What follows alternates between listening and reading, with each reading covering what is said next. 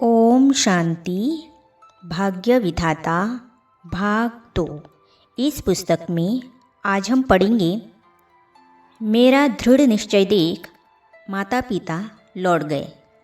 इस विषय पर ब्रह्मा कुमारी विजय बहन जी अपने अनुभव सुनाती हैं। चलिए आज हम इसे पढ़ते हैं। मैं बाबा की याद और प्यार को दिल में भरकर अहमदाबाद पालड़ी सेवा केंद्र पर आ पहुंची।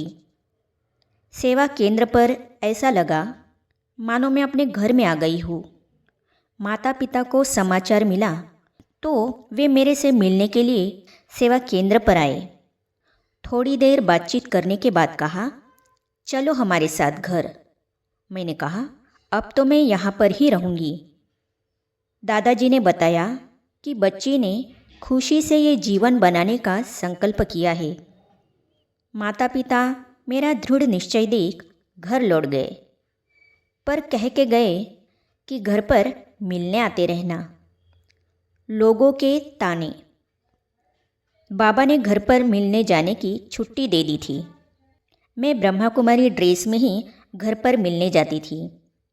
आसपास के लोग मुझे देखकर माता पिता को कहते, आपको शादी का खर्च नहीं करना था, दहेज नहीं देना था, इसीलिए इसको सन्यासी बना दिया। लौकिक माता ने कहा, तुमने तो जीवन बना लिया, पर लोग मुझे ताने देते हैं। जब भी घर आओ रंगीन कपड़े पहना करो।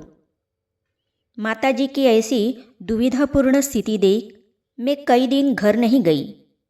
बहुत बुलाने पर जब घर गई तो वे बोली, आप तो देवी हो, पूज्य हो। मैंने तो लोगों की बातों में आकर आपको ऐसा वैसा कह दिया था। और उनकी आंखें आंसुओं से भर गई। बाद में हमारे घर के पास ही सेवा केंद्र खुला और माताजी, पिताजी, छोटी बहन भी सेवा केंद्र पर जाने लगे। लौकिक बहन ने भी बाबा को पहचान कर अपना जीवन सेवा में समर्पित कर दिया। पिछले 35 वर्षों से वो भी लक्ष्मी बहन अहमदाबाद में अमराईवाड़ी सेवा केंद्र संभाल रही है। आपस में झगड़ना नहीं। सेवा केंद्र पर रहते हुए मुझे सेवाएं करने का अनुभव मिलता रहा। कुछ समय बाद दूसरी बार बाबा से मिलने मधुबन जाने का सौभाग्य प्राप्त हुआ। इस बीच भी बाबा से फ़ोन तथा पत्रों द्वारा मिलना होता रहा। बाबा सुबह 6:15 पर क्लास में आते थे। उससे पहले हम तैयार होकर बाबा से गुड मॉर्निंग करने जाते थे। एक दिन सुबह गुड मॉर्निंग करके मैं बाबा से दृष्टि ले रही थी तो बाबा ने मुझे अपने पास बिठाया और पूछा, बच्ची, सेवा केंद्र पर अच्छा लगता है ना? सभी मिलजुल कर रहती हो ना? मैंने कहा, जी बाबा। फिर बाबा ने पूछा, बच्ची, आप जो साथ में रहती हो कभी आपस में लड़ती झगड़ती तो नहीं हो? मैंने कहा, नहीं बाबा, हम सभी आपस में प्यार से रहते हैं और सेवा करते हैं। बाबा ने कहा, बच्ची, कभी आपस में लड़ना झगड़ना नहीं, क्योंकि बाबा के पास एक बच्ची है। बाबा उसको जिस भी सेवा केंद्र पर भेजता है सभी से लड़ झगड़ कर वापस बाबा के पास आ जाती है। बच्ची, तुम्हें मालूम है वो सतयुग में क्या बनेगी? बाबा ने कहा, वो दासियों की दासी बनेगी। बच्ची, आपको तो सेवा करके बाबा का नाम बाला करना है। जल्दी जाओ जल्दी आओ। उसी समय लच्छू दादी 2 प्रकार की टोली लेकर के आई और बाबा से पूछने लगी, बाबा, आज क्लास में कौन सी टोली देनी है?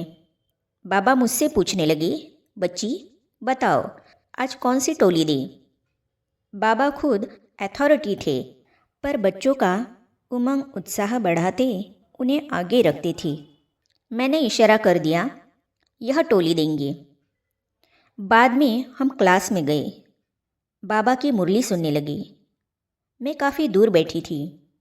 बाबा ने मुझे इशारे से नज़दीक बुलाकर अपने सामने बिठाया और क्लास के बाद टोली बांटने की सेवा करवाई।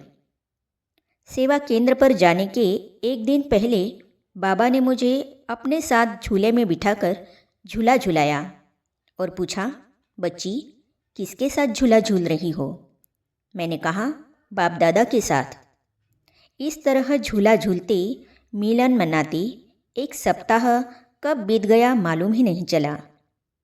वापस आते समय बाबा ने जल्दी जाओ जल्दी आओ अर्थात गो सून कम सून की टोली देते हुए कहा, बच्ची, तुम्हें तो देश विदेश में सेवा कर बाबा का नाम बाला करना है। अव्यक्त होते भी बाबा सदा साथ है। मुझे यह मालूम नहीं था कि बाबा के साथ यह अंतिम मुलाकात है। बाबा के शरीर छोड़ने के बाद ऐसा महसूस होने लगा कि अब मधुबन में मैं किससे मिलने जाऊंगी। मुझे बाबा जैसा सानिध्य अब किससे प्राप्त होगा।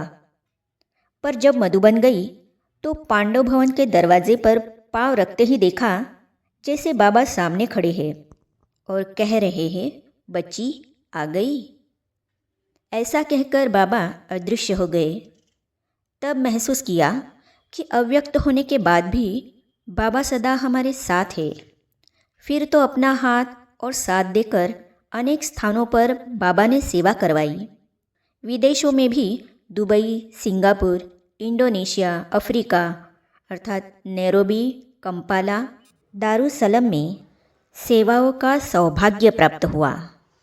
बस एक ही संकल्प है कि शरीर के अंतिम श्वास तक बाबा की सेवा करती रहूं। सेवा करते करते ही बाबा की गोद में समा जाऊं। बाबा का लाख लाख शुक्रिया कि जीवन धन्य बना दिया।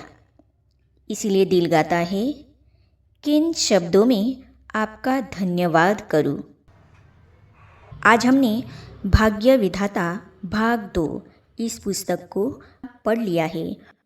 सभी भाई बहनों ने बहुत अच्छी तरह से हमारा सहयोग दिया। इसके लिए आपका दिल से शुक्रिया करते हैं और आगे हम किसी और पुस्तिका को पढ़ेंगे। इसके बारे में अपने सुझाव आप कमेंट सेक्शन में लिख कर दे सकते हैं। आपके सुझाव हमें बहुत ही प्रेरित करते हैं।